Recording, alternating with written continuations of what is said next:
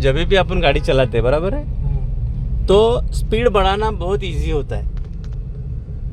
Speed बढ़ाने का सिखाने की ज़रूरत नहीं है, समझे। आप एक्सीलेटर दबा दिए, स्पीड बढ़ जाता है, कितना चाहिए उतना बढ़ जाता है स्पीड। बट जब अपने को कंट्रोलिंग में दिक्कत आती है, ब्रेक कितना दबाने का ये समझ में नहीं आता है, समझे। एक्सीलेटर अपन कितना भी दबा सकते हैं, अपने को स्पीड मालूम है कैसा बढ़ाने का।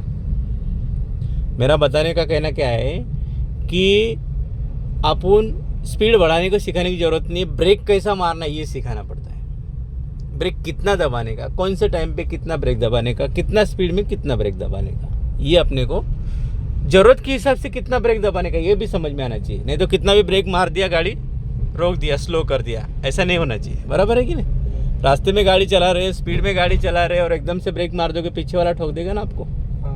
तो ब्रेक मारने का तरीका सीखना है अपने को, बराबर।